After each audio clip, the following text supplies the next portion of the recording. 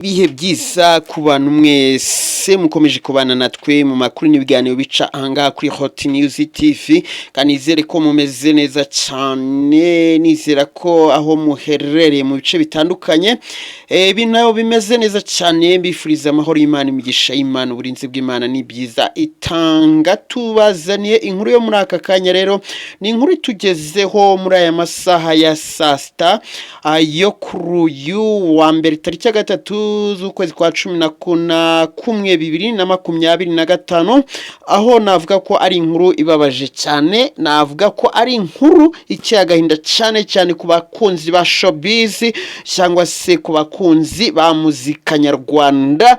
Muhanzi ariko reka manze mvuga indirimbo yitwa Ancila, murayizi, n'izindi ndirimbo zigiye zitandukanye. Umuhanzi waririmbye rero indirimbo izwi ku izina nka Ancila, my friend, yitabye Imana. Ni indirimbo yamenyekanye cyane, ndakeka abantu benshi bayizi, gusa ntago ari indirimbo gusa yaririmbye, hari n'izindi nyinshi yagiye aririmba, ariko indirimbo yagiye mu mitima ya benshi kurenza izindi zose ni iyi ngiyi yiswe Ancila, mbabarira Ancila. Indirimbo irazwi cyane. Uyu mugabo rero cyangwa se uyu muhanzi akaba yarazwi ku mazina ya Ngabonziza Augustin. Uretse indirimbo kandi Ancila yamamaye n'ubu gikunzwe cyane, yanaririmbye izindi ndirimbo nka have winsiga ndetse na rugori rwera.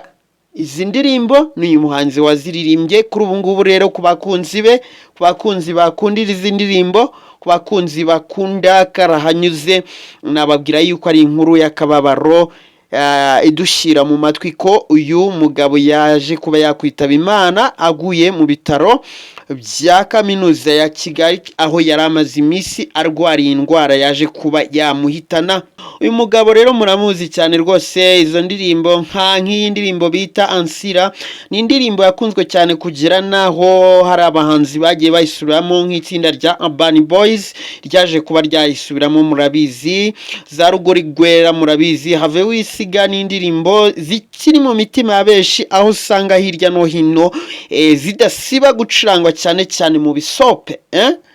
Ubwo rero ndatekereza buri umwe wese yamubwira ati iruhuko ryiza, yamwifuriza iruhuko ryiza, kuko n'umugabo wari ukunzwe na benshi, n'umugabo wakundwa na benshi bitewe na n'ubu yaragikora ibikorwa bya muzika, aho yabikoreraga mu tubari, mu mahoteli, agenda asusurutsa abantu binyuze mu bisope cyangwa se kubacurangira. Reka tumwifurize iruhuko ridashira, kandi umuryango we ukomeze kwihangana, nta kundi aheza nimwe.